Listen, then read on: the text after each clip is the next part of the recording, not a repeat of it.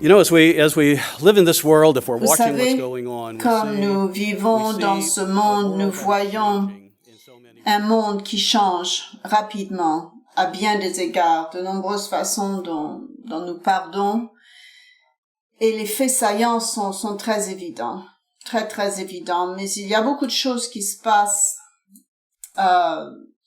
qui sont subtiles, qui ne peuvent pas, qui peuvent changer notre monde de façon très légère. Et puis un jour, on se réveille et c'est un endroit, un monde complètement différent où nous vivons. L'une de ces façons s'est produite au cours des dernières 10 années. Nous avons vu la société changer et nous avons entendu parler que le capitalisme est devenu incontrôlable et que des gens sont devenus excessivement riches, je veux dire plus riches qu'ils ne pourront jamais en dépenser. Et au cours des 3 ou 4 dernières années, nous avons vu comment cela peut changer le monde dans lequel on vit. Certaines personnes ont tellement d'argent qu'ils commencent à avoir suffisamment de pouvoir pour affecter les choses qui se passent dans la société. Avant, les présidents étaient ceux qui avaient le pouvoir de vraiment faire avancer les choses. Et ils ont toujours ce pouvoir. Mais comme les rois de l'ancien temps, qui étaient les plus riches du monde, les richesses automatiquement commandent de nombreuses avenues de notre vie. Je peux vous donner des noms que nous avons tous entendu parler, comme Bill Gates, qui a plus d'argent qu'il ne sait quoi en faire. Et il est impliqué dans toutes sortes de choses dans le monde et il a des idées sur beaucoup de choses qui nous affectent. Les gens l'écoutent.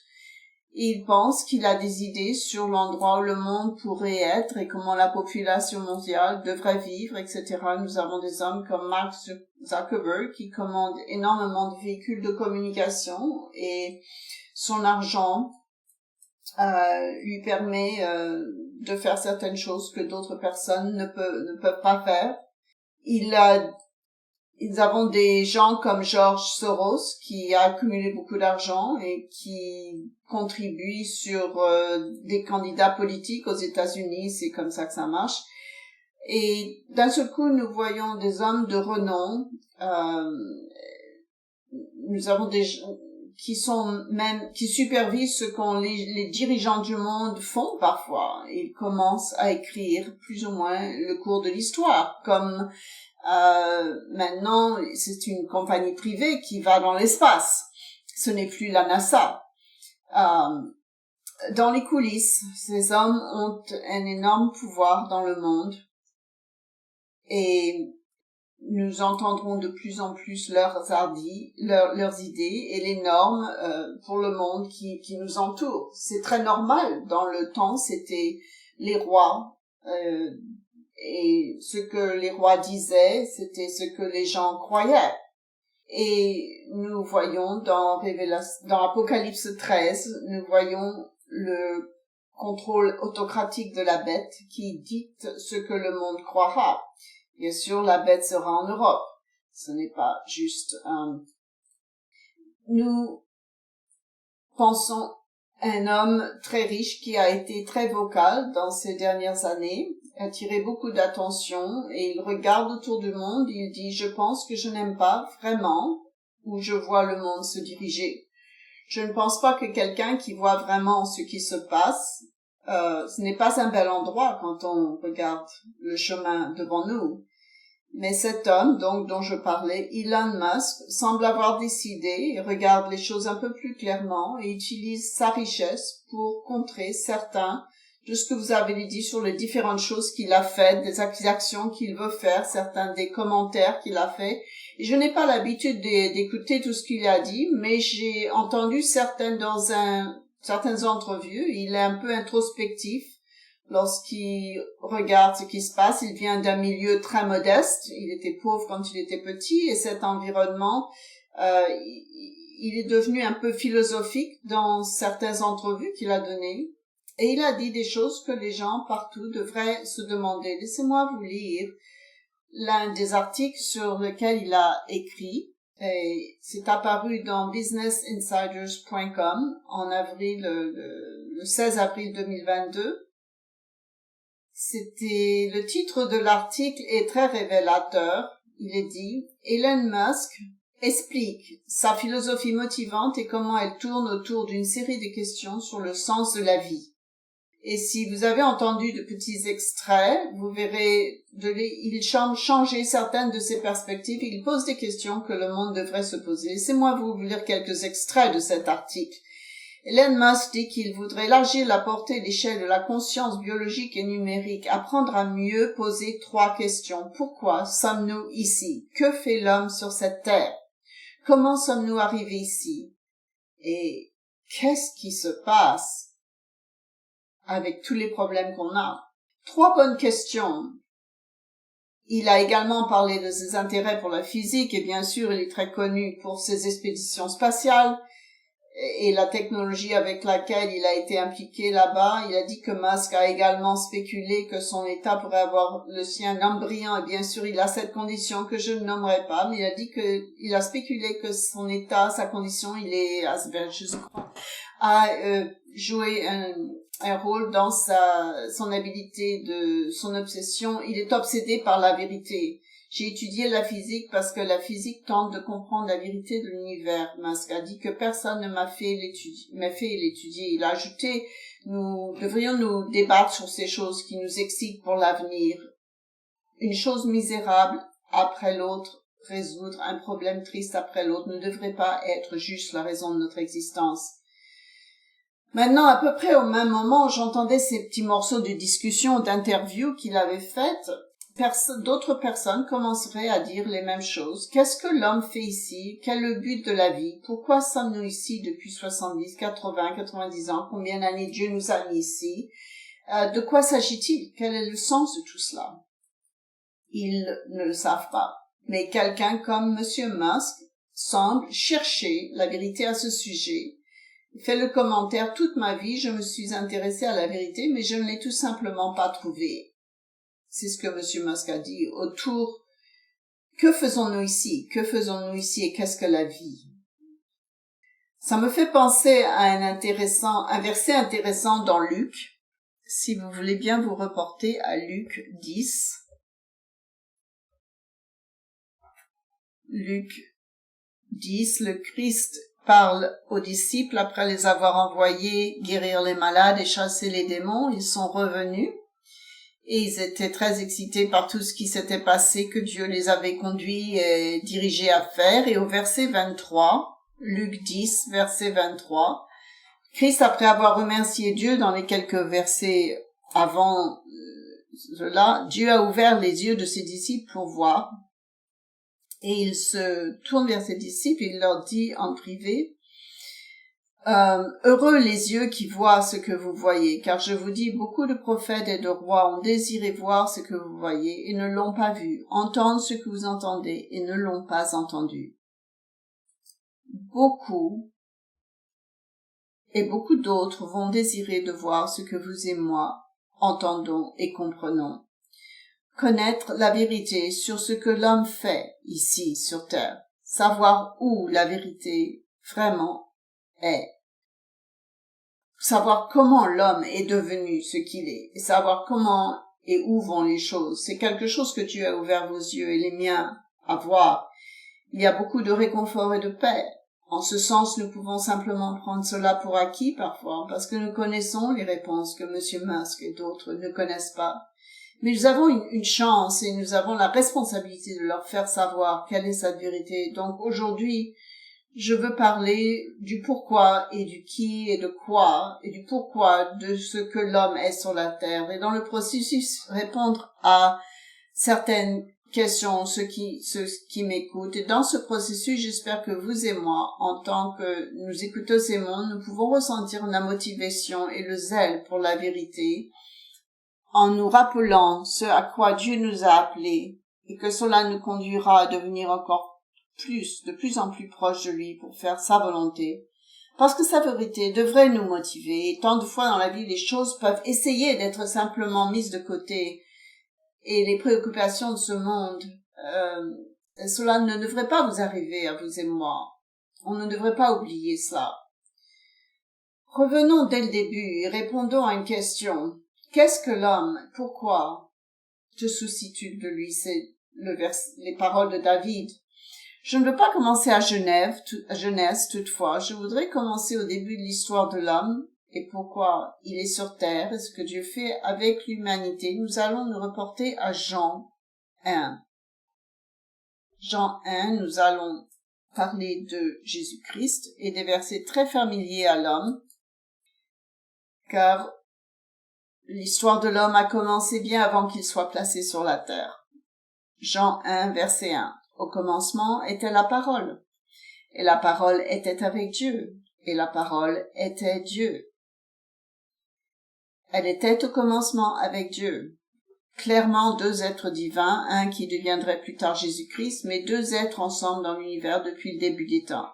Cela nous dit que le mot, la parole, toutes ces choses ont été faites à travers lui, que sans lui, rien n'a été fait sans cette parole. Cette parole devint plus tard Jésus-Christ. J'ai entendu dans la sermonnette concernant la loi de 2 ou 3 témoins. Dieu dit souvent dans la Bible la même chose, 2 ou 3 fois, parce que faut que ce soit établi par 2 ou 3 témoins. Dans Colossiens 1, verset 16 à 22-23, Paul répète la même chose, que toutes choses ont été faites par Jésus-Christ, dans le ciel et sur la terre. Nous avons établi ça, nous avons aujourd'hui Dieu le Père et Jésus-Christ qui était la parole, les deux êtres divins, ont commencé bien avant, depuis l'éternité, remontant au-delà de tout ce que nos esprits peuvent sonder. Au verset 3, toutes choses ont été faites par elle, et rien de ce qui a été fait n'a été fait sans elle. En elle était la vie, et la vie était la lumière des hommes. Nous apprenons que celui qui est devenu Jésus-Christ apporte la lumière et la vie. C'est pourquoi au verset 5, la lumière luit dans les ténèbres, et les ténèbres ne l'ont point reçue. C'est intéressant quand vous regardez le mot comprendre, en grec, ne l'ont pas reçu. Cela veut dire aussi que les ténèbres aussi n'ont pas pu, n'ont point reçu. Ici, ça veut dire que les ténèbres n'ont pas complètement obscurci la lumière. Il y a toujours eu un petit peu de lumière. Il dit que le mot, la parole, donc, s'est faite chair.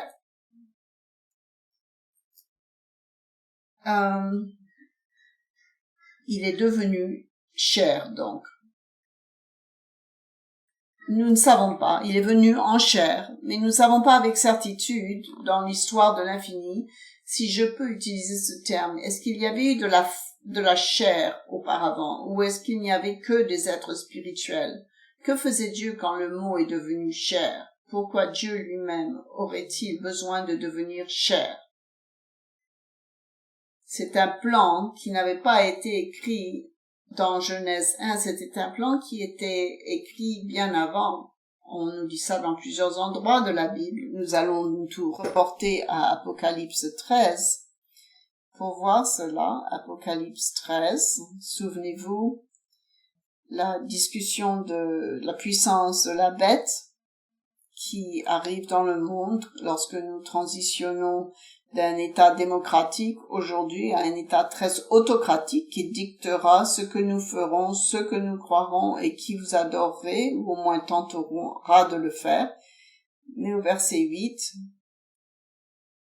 il est question de cette puissance de la bête et que le monde devra s'incliner devant lui. Parce qu'il n'y a pas d'autre espoir, mais ce pouvoir de la bête sort de la mer et fournit certaines réponses aux gens à cette époque-là.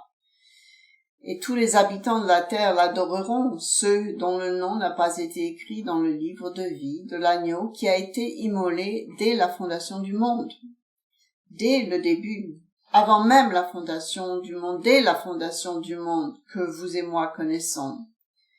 qui a toutes les caractéristiques physiques que Dieu nous a données, les animaux, les plantes, les arbres, le temps, l'eau, tout ce que Dieu a créé pour que l'humanité puisse vivre sur cette belle planète, avant que cela ne se produise, il avait déjà été déterminé que l'agneau Jésus-Christ serait tué, et ce serait avant la fondation de la terre.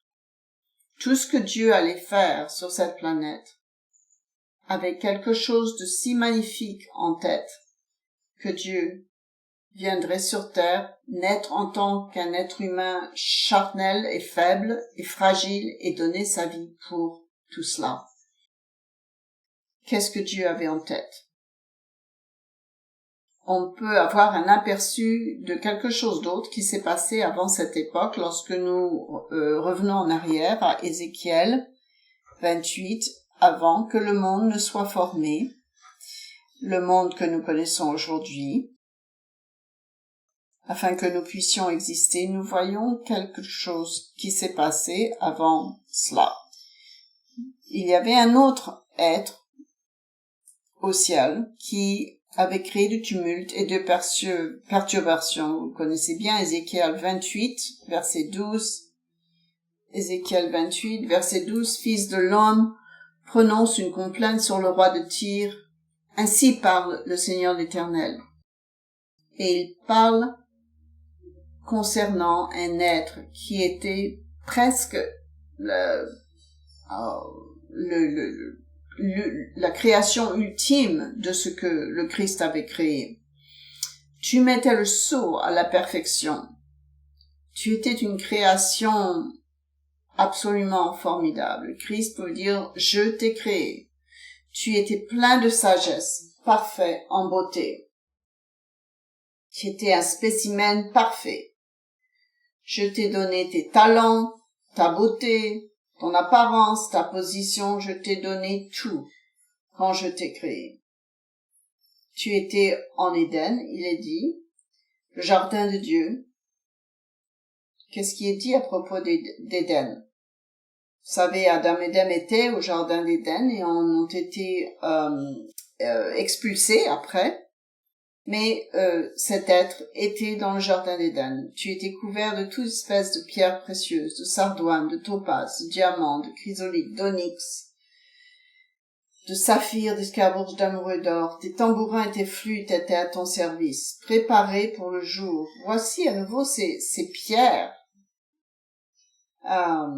Vous savez, il n'y a pas longtemps, quand j'ai parlé d'être des pierres vivantes, Dieu nous compare à des pierres vivantes, et lorsque vous voyez dans l'Apocalypse 21 et que vous voyez l'épouse du Christ descendre, elle est ornée de toutes ces pierres. Qu'est-ce que Dieu a à l'esprit et que nous dit-il à propos de cet être créé qui est orné de toutes ces pierres précieuses? Le travail de tes timbres et pipes a été préparé pour toi le jour où tu as été créé. Tu marchais au milieu des pierres étincelantes. Je t'avais placé et tu étais sur la sainte montagne de Dieu, au verset 14. Tu marchais au milieu des pierres étincelantes. Elles émanaient de là où était Dieu. Tu étais intègre dans tes voies depuis le jour où tu fus créé, jusqu'au jour où l'iniquité a été trouvée chez toi. Je sais que nous connaissons l'histoire de Satan et nous savons bien quel était son péché. Je ne vais pas me reporter à Ésaïe 14, vous pouvez vous y reporter plus tard, mais l'orgueil est devenu la chute de Satan. Vous savez, au long du chemin, nous lisons ces mots que Dieu a écrits à propos de celui qui est devenu Satan, mais nous savons que c'est Satan aujourd'hui. Ce sont des mots qui nous rappellent aussi. Je t'ai créé, je t'ai donné des talents. Ce que tu fais, ce n'est pas à propos de toi. C'est ce que je t'autorise, ce que je te permets de faire avec ce que je t'ai donné. On ne peut pas penser que je suis tellement j'ai tous ces talents et je suis tellement génial, je suis une personne spéciale. Nous devons toujours réaliser que c'est la santé que Dieu nous donne, notre apparence. Nous n'avons rien décidé de cela. C'est Dieu qui a fourni tout cela. Cet orgueil que Satan a développé au fil du temps a perturbé tout l'univers. Ce que Dieu avait en tête pour cette partie de temps a mis fin à tout. l'orgueil a fait que le péché était en lui, et puis ce péché a conduit Satan à être complètement renvoyé du ciel. Ce n'est pas surprenant que le Christ, lorsqu'il nous parle, il nous rappelle souvent et tout le temps que nous devons être des gens humbles et que l'orgueil ne peut pas faire partie de notre existence, que l'orgueil détruit les relations, l'orgueil perturbe, l'orgueil cause des problèmes et que l'orgueil peut nous éloigner tout de suite du plan de Dieu, tout ce qu'il a préparé pour nous ou prévu. Il a quelque chose en tête pour celui qui est Satan aujourd'hui, mais son péché a mis fin à cela. Au verset 16, par la grandeur de ton commerce, tu as été rempli de violence et tu as péché. Je te précipiterai et je te précipiterai de la montagne de Dieu, je te fais disparaître du milieu des pierres étincelantes. Il ne marchera plus avec Dieu si tu oublies qui t'a créé et qui t'a fait ce que tu es. Tout ce potentiel se termine. Tout un message pour nous.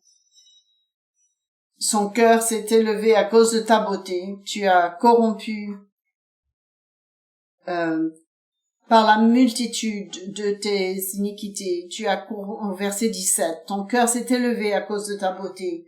Tu as corrompu ta sagesse. Je te jette par terre. Je te livre en spectacle, au roi. Et nous savons que cela est arrivé bien avant que l'humanité ne soit créée sur terre. Nous avons donc cet être qui est jeté sur la terre. Je vous ai déposé, je te livre en spectacle, au roi.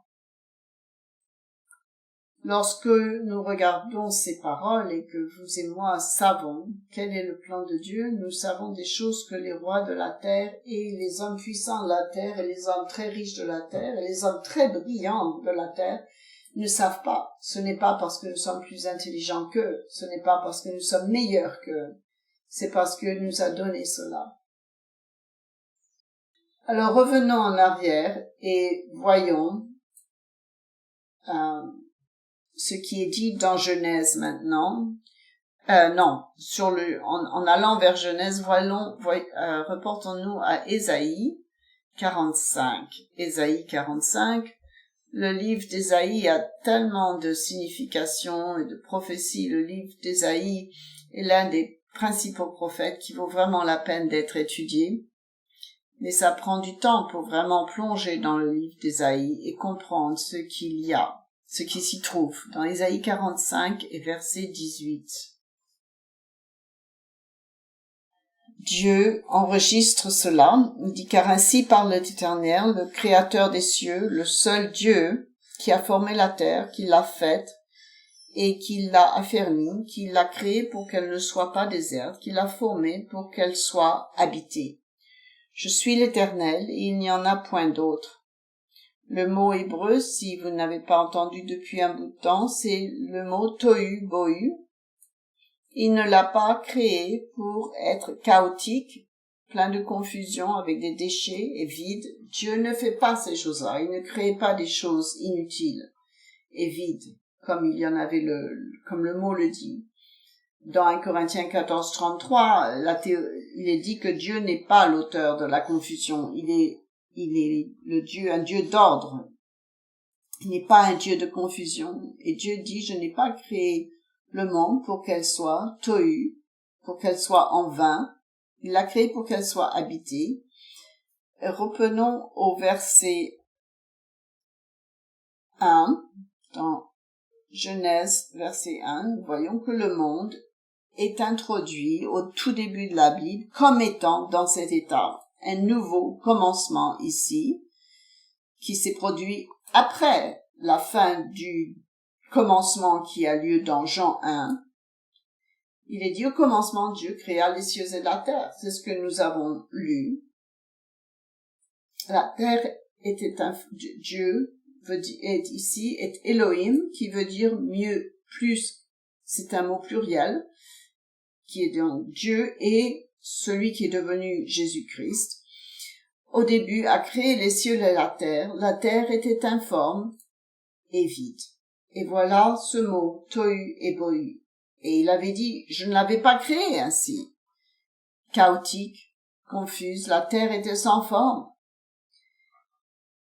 Tohu et bohu signifie la même chose dans la langue hébraïque. Les ténèbres étaient sur la surface de la terre et Dieu ne l'avait pas créé ainsi. Donc, quand la terre était créée, nous pourrions poser cette question, il l'a laissé sans réponse pour l'instant, car si Dieu n'a pas créé la terre en vain, a-t-elle été créée dans Genèse 1.1, parce que Dieu regarde la terre et la voici dans un état qui n'est rien de comparable à ce que Dieu créerait de cette façon. Au début, Dieu avait créé les cieux et la terre, il y avait des ténèbres.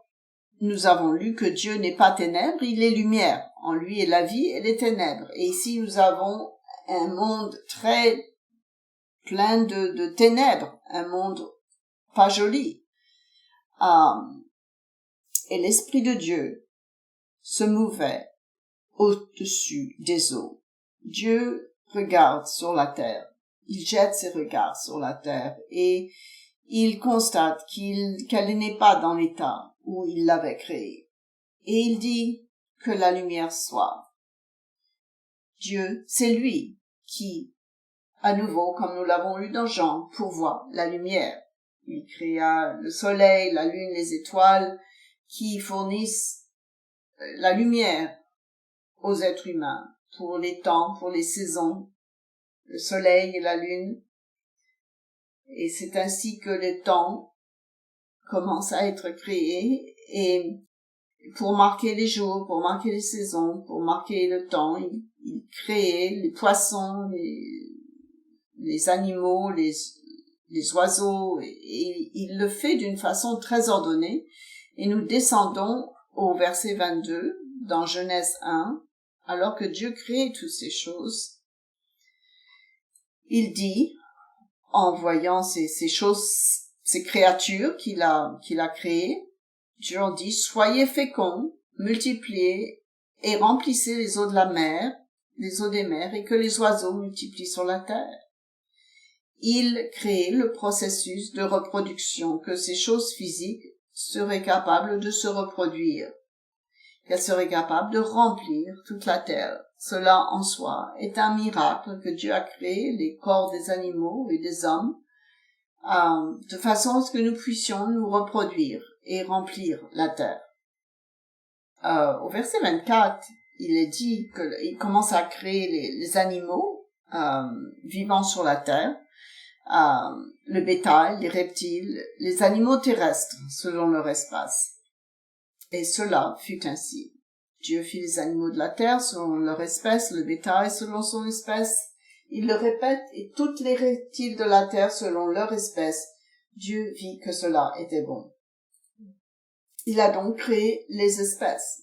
Et ces espèces restent comme elles sont. Vous ne pouvez pas mélanger une vache avec un cheval et arriver à quelque chose au milieu. Ça ne va pas vraiment être une bonne chose. Dieu a créé des espèces séparées, une espèce après son espèce. Vous le voyez dans la création qu'il a faite. Et au verset 26, il va créer l'homme, l'humanité. Puis au verset 26, Dieu dit, faisons l'homme à notre image.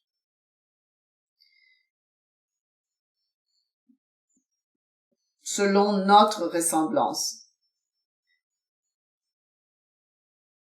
À notre image, selon notre ressemblance, et qu'il domine sur les poissons de la terre. C'est une chose très révélante.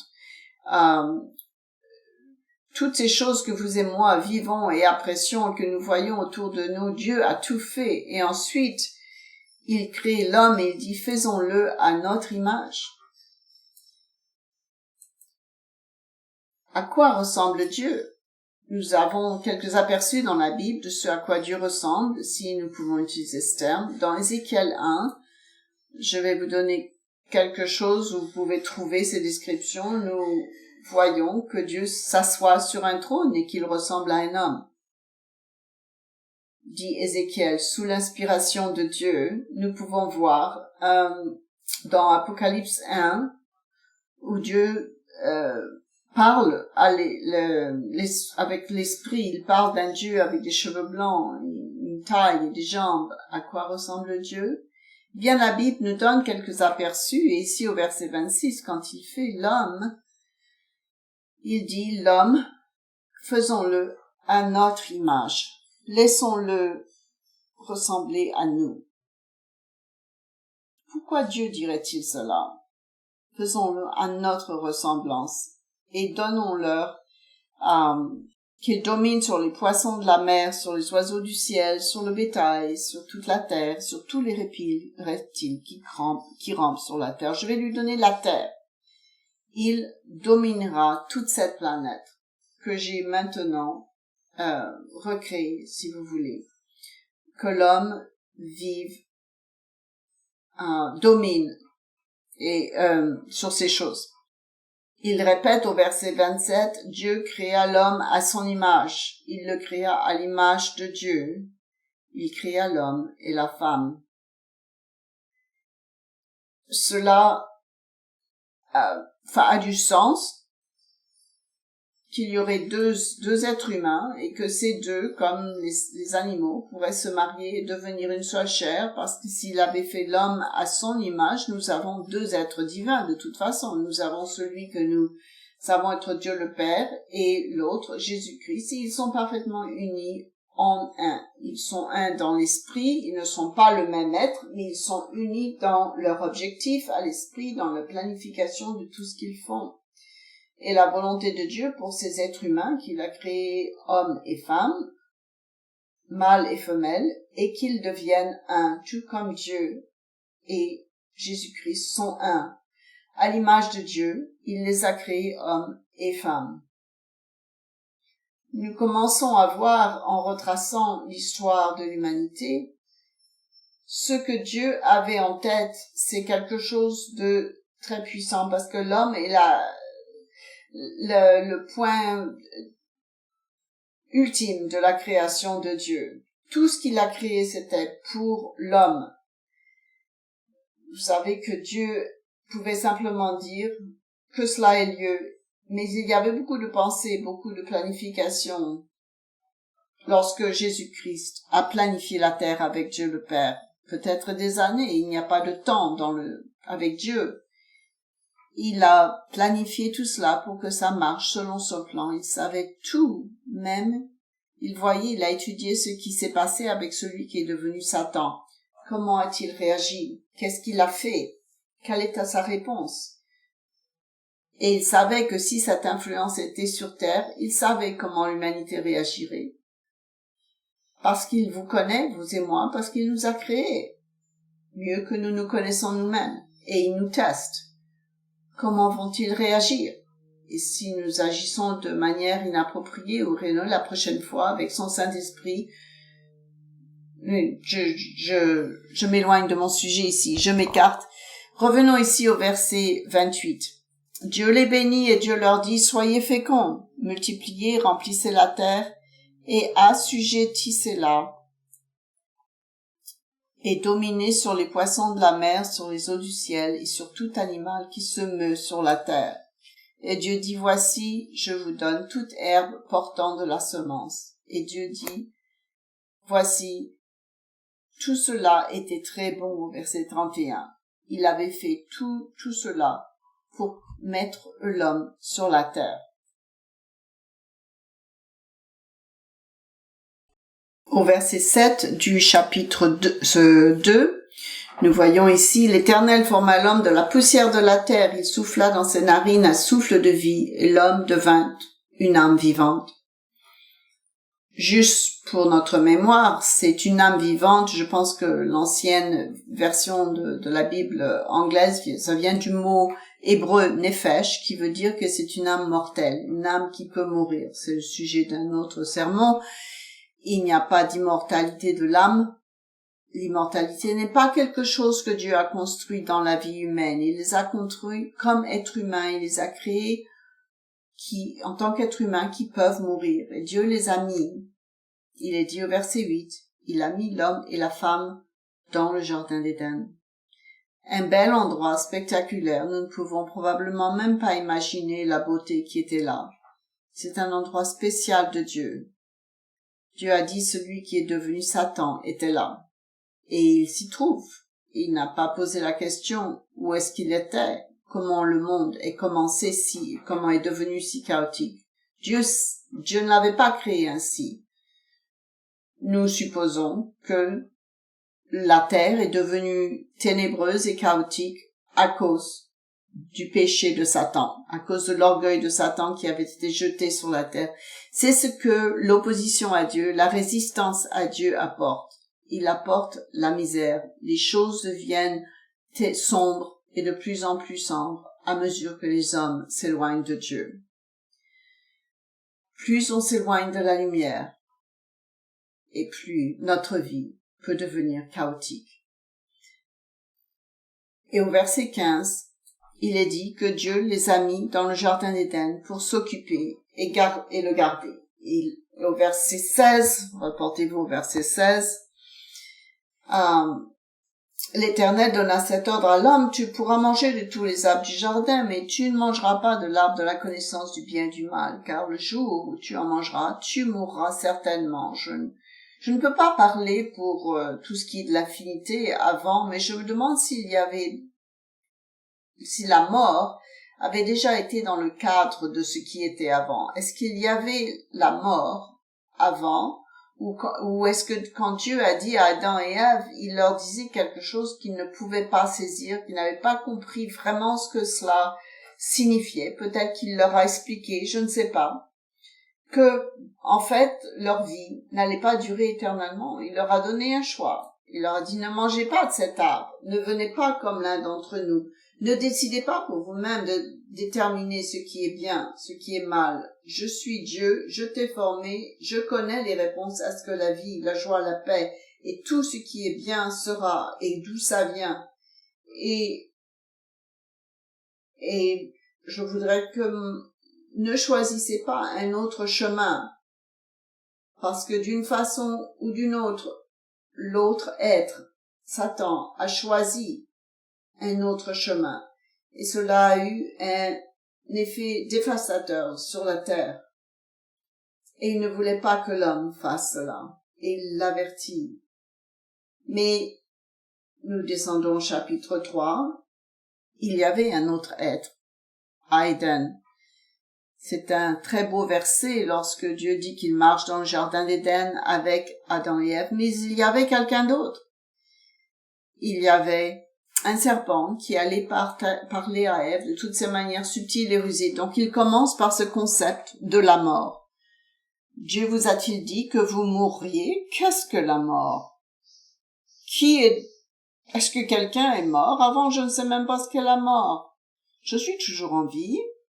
J'ai défié Dieu. Quoi qu'il ait fait, ce sera intéressant quand nous découvrirons quel mot a été utilisé pour inciter Ève à se retourner contre Dieu. C'est un peu une chose incroyable, mais c'est à quel point Satan est subtil et manipulateur. Si nous n'avons pas l'Esprit de Dieu pour nous guider et faire attention à ce que nous faisons. Dans le chapitre 3, nous connaissons bien l'histoire, bien sûr. Ève entend tous les arguments de Satan et elle est d'accord, elle abandonne ses convictions et elle va manger de ce fruit. Et lorsqu'elle le fait, ses yeux deviennent fermés et elles se voient eux-mêmes de façon différente, séparées de Dieu, parce que c'est ce que l'iniquité, le péché fait à vous et moi lorsque nous choisissons de résister Dieu ou de résister à Dieu. Cela ferme nos yeux et nous ne nous sentons plus proches de lui. Au verset 13 du chapitre 3, elle dit une chose assez intéressante. Le Seigneur Dieu, au verset 13, Dieu lui dit, c'est pas le chapitre, c'est pas le verset 13. Il dit tout simplement le diable Satan m'a séduite. Au verset 13 du chapitre 3. Pourquoi tu fais cela? Et la femme répondit, le serpent m'a séduite et j'en ai mangé. Le monde entier a été séduit et a été coupé de Dieu. Ils ne comprennent pas ce qui se passe autour d'eux. Ils ne comprennent pas le plan de Dieu. Ils ne comprennent pas pourquoi ils sont sur la terre. Pourquoi est-ce qu'on est là? Qu'est-ce qu'on fait pendant 70, 80, 90 ans? On vit, on meurt, on accumule toutes ces choses et d'un seul coup, la vie change et on n'a absolument rien, aucun contrôle là-dessus. Où est-ce que tout cela s'en va? Quelle est la vérité de cela? Pourquoi sommes-nous même ici? Et donc, nous trouvons que Ève annonce que le serpent l'a séduite. Le serpent a séduit le monde entier, dit l'apôtre Jean. Il a séduit l'humanité entière. Dans 1 Jean 5, 19, le monde entier, nous voyons, est sous l'emprise de Satan. Et Paul dit cela également dans 2 Corinthiens 4, 4. Satan est le dieu de cet âge. C'est ce qu'ils écoutent. Ève a fixé la norme ici pour ce que l'humanité allait faire. Je serai plus sage et meilleur que Dieu, c'est la décision de faire la même chose que celui que nous connaissait Satan il y a bien longtemps. Et lorsque nous faisons des compromis avec ce que Dieu nous dit de faire, nous suivons le même chemin que Satan. Tout ce qu'elle avait fait, tout ce qu'elle vivait avec ce qu'elle utilisait a été fourni par Dieu. Tout ce qu'elle avait. Et pourtant, elle s'est permise d'être trompée, séduite par Satan, de penser qu'elle n'avait pas besoin vraiment d'écouter Dieu entièrement. Elle n'avait pas vraiment besoin de lui obéir complètement. Et quel était ce concept de la mort, de toute façon? Et donc, au verset 22, il est dit, « Voici l'homme est devenu comme l'un de nous. » Ça ne veut pas dire qu'il était égal à Dieu, ça veut dire qu'il avait pris sur lui-même de décider ce qui est bien et mal, de choisir sa propre voie. Et donc, vous avez cela. Et il est sorti du jardin d'Éden, il n'est plus à la place de Dieu, mais maintenant dans le monde, en dehors de lui. Et nous lisons dans le Nouveau Testament à propos de cette attitude que l'homme, l'attitude que elle avait, dans Romains 8:7, il nous est dit que l'esprit charnel est inimité contre Dieu. Donc Ève et Adam, par leur propre choix, ont un esprit qui est contraire à Dieu maintenant. Donc l'état naturel de l'homme, sans l'esprit de Dieu, est de résister à Dieu. Je ne veux pas entendre, je ne veux pas le croire, je ne veux pas le faire. Je préfère continuer à faire les choses à ma façon. Je pense que je suis plus intelligent, que les mots de la Bible. Évidemment, les gens ne disent pas ça. Même les gens qui croient en Dieu, quand on refuse vraiment d'écouter à la lettre ce que Dieu dit, et qu'on dit, ah ben non, je vais faire ça, Dieu dit de faire ceci, mais moi je vais faire un peu comme ça, en attendant ça ira. Sous cela, tout ce que l'Esprit de Dieu nous donne, c'est de nous donner cette habilité de lui obéir, cette assiduité, de nous soumettre à lui, à sa miséricorde, à ses bénédictions qu'il nous a appelés à connaître. Le monde n'est pas encore appelé à connaître tout cela. Peut-être que certains de ceux qui écoutent aujourd'hui commenceront à voir quel est le but de l'humanité. Si nous en revenons à Luc 10, revenons à Luc 10.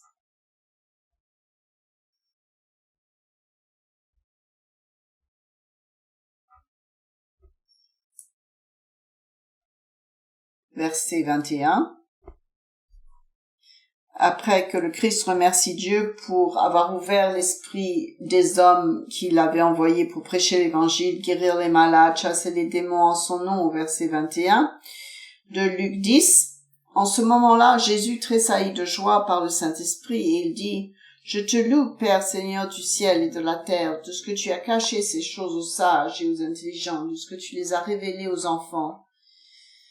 Car il semble que cela semblait bon. » Et de ce que tu les as cachés, tu as caché ces choses aux sages et aux intelligents. Ils ne savent pas. Mais de ce que tu les as révélés à tes enfants, aux enfants. Tu as révélé les choses on peut voir ce que Dieu le Père travaille. L'humanité le saura en temps voulu. Et tu as choisi quelques-uns qui sauront. Et ils sortiront et ils feront ce que je leur demande de faire. Tout comme ces 70 personnes qui sont revenues. Ils vont aller et prêcher mon évangile. Ils vont faire ta volonté. Ils vont t'obéir dans tous les domaines parce qu'ils ont les yeux ouverts. Merci pour cela. Le Christ remercie le Père pour cela. Il y a quelques semaines, quand j'ai parlé, je suis allée à Éphésiens, j'ai parlé du mystère de l'Église et de quel Dieu travaille dans l'Église. Et comment ce verset, il est dit que même les anges dans le ciel cherchent à savoir ce que Dieu fait avec l'homme. Voici l'homme, qu'as-tu fait? Que fais-tu avec lui? Il t'a rejeté, il est faible, il est rien face à la face de la terre. Tu pourrais l'anéantir de la face de la terre si tu voulais. Les anges regardent ce que Dieu fait, travailler à travers l'Église, ils suivent la permission de Jésus-Christ et ils voient les hommes se développer dans la façon. Même les anges regardent ce mystère de ce que Dieu travaille en nous. Pierre dit la même chose. Reportez-vous à 1 Pierre 1 Pierre 1, verset 12. Pierre parle que les prophètes ne comprenaient pas ce que Jésus-Christ vraiment allait mourir et certains ne comprenaient pas cela. Et ce qu'était le Saint-Esprit, les premiers sous ces concepts n'étaient pas toujours développés pour les prophètes à l'époque. Mais au verset 12, il leur fut révélé, il parle des anciens prophètes, que ce n'était pas pour eux-mêmes, mais pour vous, pour nous, il est dit en anglais, qu'ils étaient les dispensateurs de ces choses que vous ont annoncé maintenant ceux qui vous ont prêché l'évangile par le Saint-Esprit envoyé du ciel, et dans lesquels les anges désirent plonger leur regard. Les anges regardent ce que Dieu travaille sur cette terre, ce qu'il fait. Est-ce que ça va marcher? Comment pouvez-vous sauver l'humanité qui a rejeté Dieu et faire de lui tout ce que Dieu envisage de faire pour lui? Comment est-ce que ça va marcher? Dans Psaume, chapitre 8,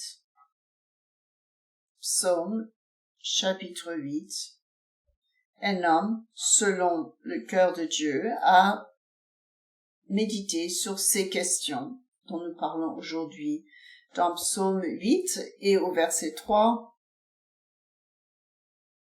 il regarde aux cieux, les étoiles, la lune et toutes ces choses, et il réfléchit à quel point ce Dieu est magnifique d'avoir créé toutes ces choses. Il dit, quand je contemple les cieux au verset 4 dans la Bible française, ouvrage de tes mains, la lune et les étoiles que tu as créées, qu'est-ce que l'homme pour que tu te souviennes de lui, et le Fils de l'homme pour que tu prennes garde à lui? Tu l'as fait de peu inférieur à Dieu, et tu l'as couronné de gloire et de magnificence. Que fais-tu? Je suis un simple petit être humain qui pourrait marcher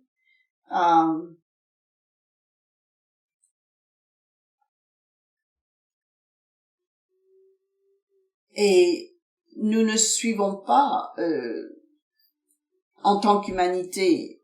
Pourquoi est-ce que tu gaspilles ton temps avec nous? Et donc, Dieu répond à cette question d'une humanité qui l'a rejetée pour revenir à répondre à cette question. Nous revenons à Jean 3. Il dit quelque chose que le monde entier est cité aux États-Unis dans les jeux de football. C'est écrit partout dans les gyms. Jean 3, 16. Vous pouvez travailler sur certaines zones aux États-Unis, c'est un verset très connu qui se retrouve même sur les paquets de hamburgers parfois. Mais ils ne comprennent pas même la profonde signification de ce passage. Pourquoi est-ce que Dieu aime-t-il l'homme? Jean 3, verset 16. Dieu a tant aimé le monde qu'il a donné son Fils unique, afin que quiconque croit en lui ne périsse point, mais qu'il ait la vie éternelle. L'homme charnel est une déception devant Dieu d'avoir choisi la voie qu'il a choisie, et pourtant Dieu l'aime tellement que le mot qui s'est fait chair était prêt à naître ferche, à souffrir d'une mort horrible, pour que tout ce que Dieu avait à l'esprit pour l'homme était si important qu'il était prêt à faire cela, qu'il était prêt à mourir. Lequel d'entre nous serait prêt à faire cela? Son micro a fait un bruit bizarre. C'est pour ça qu'il sourit. Probablement l'un d'entre nous aurait dit, c'est sans espoir, l'humanité est sans espoir.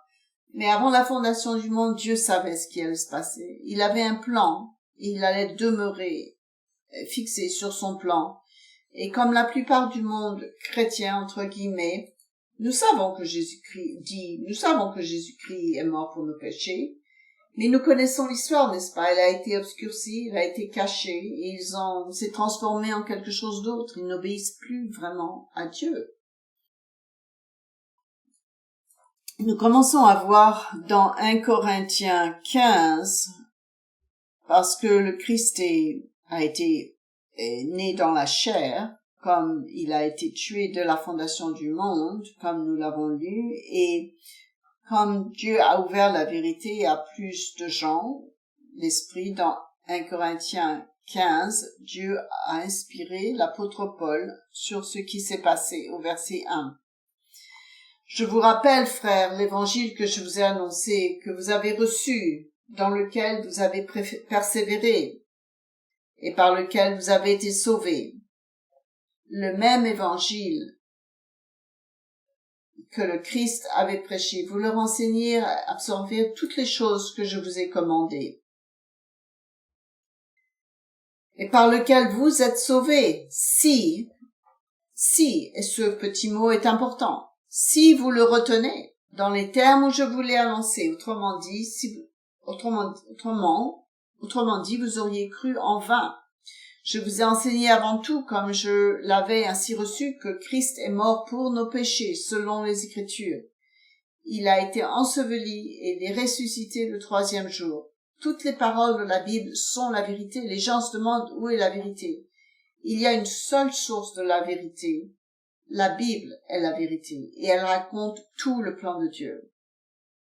Il a été enterré, il est ressuscité le 3e jour selon les Écritures, il a été vu par Pierre, il est apparu à Céphas puis aux 12, ensuite il est apparu à plus de 500 frères à la fois, dont la plupart sont encore vivants, et dont quelqu'un sont morts. Dans ce cas-là, dans la Bible anglaise, il dit que quelqu'un sont endormis, il explique que cela veut dire mort, mais c'est déjà très bien traduit dans la version française.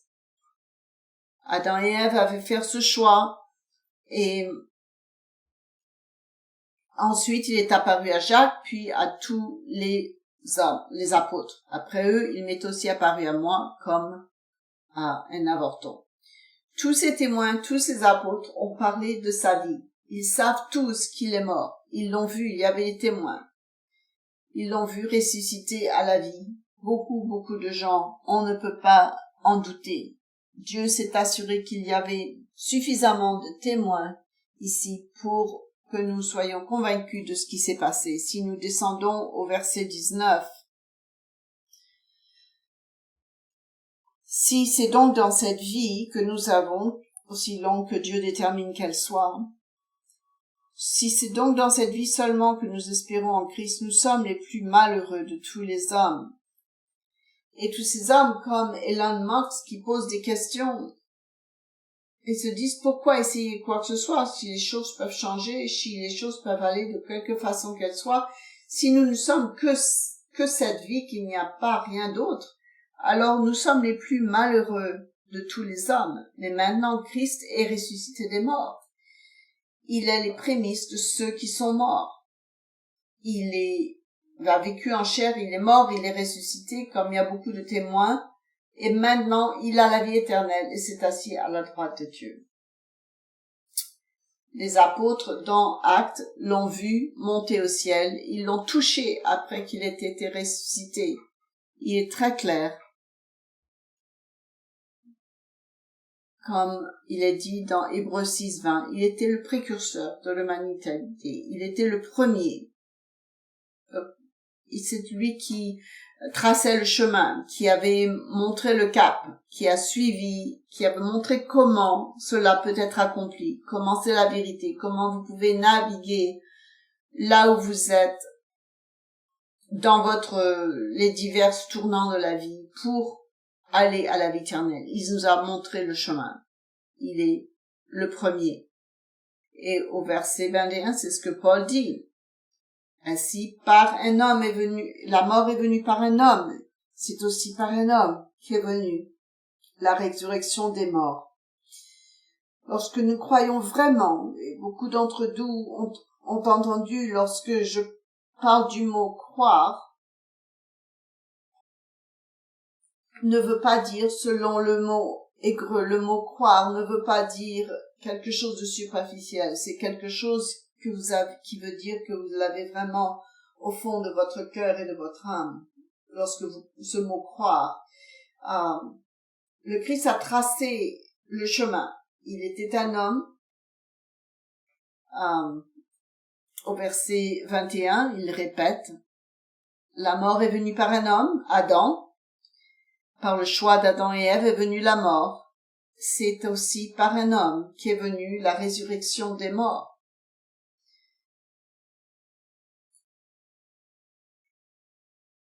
Comme tous meurent en Adam, de même aussi tous revivront en Christ. Tous revivront en Christ. Il y a une vie physique. Le livre de Corinthiens en parle. Il y a une vie physique. Et ensuite nous mourrons. Et si nous avons l'Esprit de Dieu, nous ressusciterons. Mais pour toute l'humanité, il y aura une autre vie où ils revivront à nouveau. Ceux qui connaissent la vérité maintenant en sont responsables, baptisés ou pas. S'ils connaissent la vérité, lorsque les morts entendront la voix de Dieu, ils seront ressuscités. Ceux qui ont le Saint-Esprit. Un jour, la vie éternelle, un diable ou la mort éternelle, certains pour la nation. Et passons donc à Hébreux 1. Nous trouvons la réponse à ce que David parlait, aux questions que David se posait dans Hébreux 1.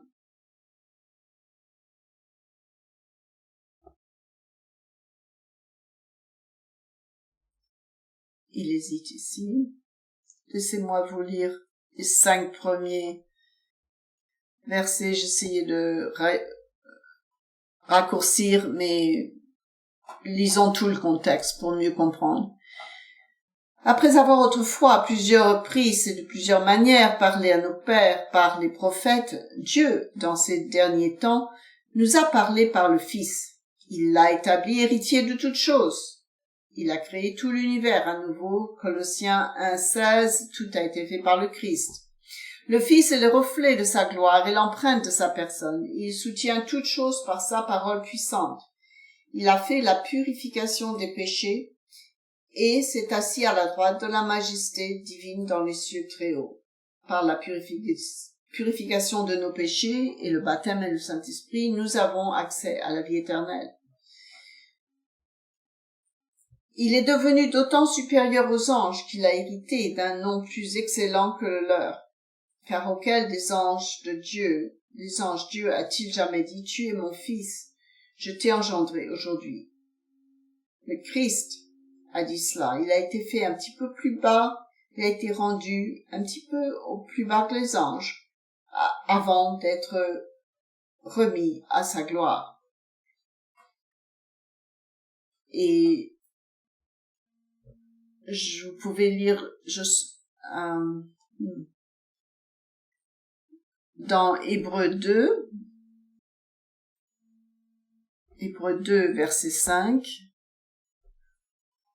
l'auteur ici dit inspiré par Dieu, ce n'est pas à des anges que Dieu a promis, le monde à venir dont nous parlons.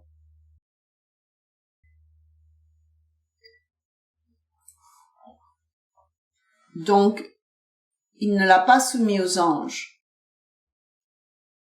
Quelqu'un a rendu quelque part ce témoignage. Qu'est-ce que l'homme pour que tu te souviennes de lui, ou le fils de l'homme pour que tu prennes soin de lui? Tu l'as baissé pour un peu de temps au-dessous des anges. Nous sommes des êtres humains mortels qui pouvons mourir. Tu l'as couronné de gloire et d'honneur, tu as mis toutes choses sous ses pieds. En effet, en lui soumettant toutes choses, Dieu n'a rien laissé qui ne lui soit soumis. Cependant, nous ne voyons pas encore maintenant que toutes choses lui soient soumises. Il y a un but au-delà de la vie physique. Nous en parlons de ça, c'est le sujet d'un autre sermon, mais nous voyons que Jésus a été fait un peu inférieur aux anges et qu'il allait souffrir. Ainsi, par la grâce de Dieu, il a souffert la mort pour tous. Il convenait en effet que celui pour qui et par qui sont toutes choses et qui voulait conduire à la gloire beaucoup de fils, ait été élevé à la perfection par les souffrances, le prince de leur salut. Je ne prendrai pas le temps d'élaborer davantage là-dessus. Vous pouvez aller regarder et lire ces versets à la maison. Mais le Christ nous montre le but de l'humanité. Dieu avait quelque chose en tête pour l'homme. Il avait quelque chose en tête pour celui que nous connaissons aujourd'hui comme Satan. Il a complètement échoué dans son appel et le but de sa vie parce qu'il s'est retourné contre Dieu. Dieu a quelque chose en tête pour l'humanité, pour vous et moi. Laissez-moi vous donner maintenant Matthieu 25, verset 14. Matthieu 25, verset 14, où il est dit, il en sera comme d'un homme. Non, ça ne correspond pas. Il a donné la mauvaise référence ici. Lorsque les gens croient en Christ, lorsqu'ils se repentent, lorsqu'ils sont baptisés, qu'ils reçoivent l'invocation des mains pour recevoir l'Esprit Saint complète un être humain. Comme il nous est dit dans Corinthiens 2, le monde dans son ensemble n'a pas l'Esprit Saint de Dieu aujourd'hui. Ils l'auront un jour s'ils choisissent de se repentir et de venir à Dieu. Mais reportez-vous à 1 Corinthiens 15. Voyons l'exemple de Jésus-Christ. Nous avons des gens qui vivent et qui meurent. Et nous avons ce monde à venir dont la Bible parle, dont j'arriverai ici dans un instant, dont je parlerai dans un instant, au verset 50. Dans 1 Corinthiens 15, verset 50. Ce que je dis, frères, c'est que la chair et le sang, c'est-à-dire vous et moi aujourd'hui, ne peuvent, et c'était Jésus-Christ lorsqu'il vivait sur la terre, ne peuvent hériter le royaume de Dieu. Et que la corruption n'hérite pas l'incorruptibilité. Voici, je vous dis un mystère, nous ne pourrons pas tous, mais tous nous serons changés. Vous et moi, sans le Saint-Esprit, en nous, par le baptême, ne pouvons pas hériter le royaume de Dieu. Nous ne pouvons pas entrer dans le royaume de Dieu. En un instant, en un clin d'œil, à la dernière trompette, la trompette sonnera et les morts ressusciteront incorruptibles.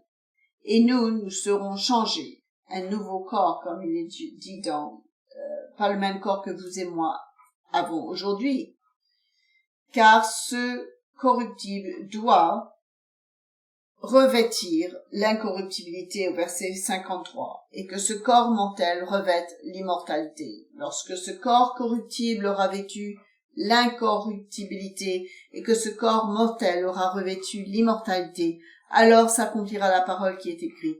La mort a été engloutie dans la victoire. Cet ennemi de l'homme mourra. Ô mort, où est ta victoire? Ô mort, où est ton aiguillon? Et le but, l'objectif de Dieu sera achevé. C'est ce que Dieu a en tête pour nous. Reportez-vous à Apocalypse chapitre 20. Apocalypse chapitre 20.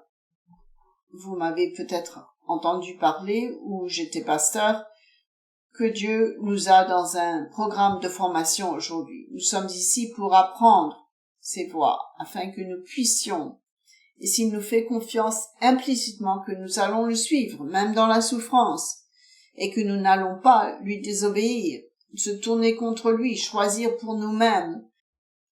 Nous voyons parfois Dieu nous dit quelque chose de bien spécifique, mais nous faisons autre chose, n'est-ce pas?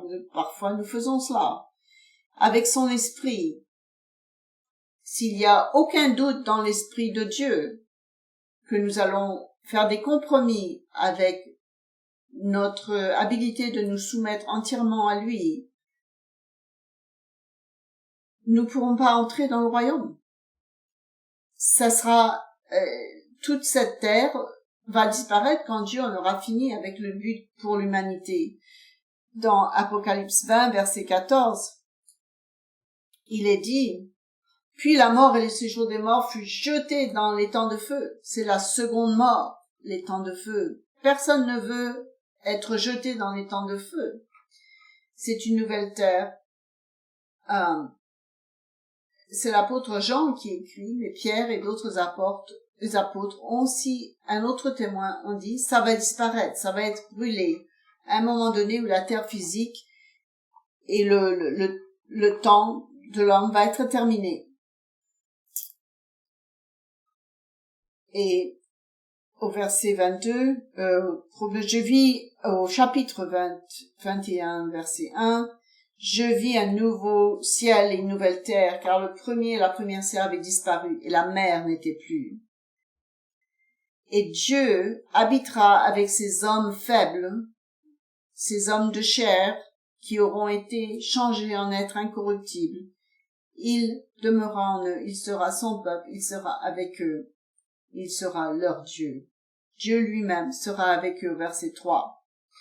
Je m'excuse de tous ces versets, mais le plan de Dieu est révélé clairement dans la Bible. Dans Jean 1, il y a beaucoup de versets, il y a des tas de sermons qui pourraient être donnés. Ça, c'est plutôt un résumé de ce que Dieu a en tête. J'espère que ça ne vous rappelle de qui nous sommes, de ce que nous sommes, comment nous en sommes arrivés à venir à écouter à l'Assemblée ce message de la véritable Église de Dieu, son corps à travers le monde. Il nous a appelés dans un but. Ne le perdez jamais de vue. Gardez-le dans votre esprit. Dieu veut que nous soyons ses fils et ses filles. Il veut une famille. Dans Jean 1, verset 12. Mais à tous ceux qui l'ont reçu, c'est ce que vous et moi avons, si on a été baptisé, on disait à Dieu, quoi que vous fassiez, je ne veux plus que ce soit moi. Enterre le vieil homme. Écris en mon cœur tes principes et je te suivrai là où tu veux que je te suive.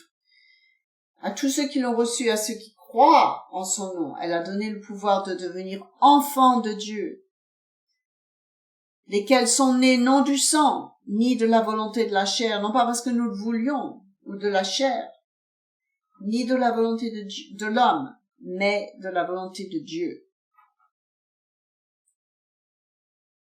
Ce sujet de croyance est un sujet pour une autre fois. Pour ceux d'entre nous qui sommes ici, pour Monsieur Musk, pour tous les gens du monde qui se posent des questions, qu'est-ce que l'homme? Où va-t-il? Quelle est la vie? Où tout cela va? Les réponses est dans la seule source de vérité du monde. Et c'est la Bible. Vous pouvez la chercher et la rechercher, mais toutes les réponses et tout le but, l'objectif sont là, dans la parole de vérité. Nous serons les enfants de Dieu.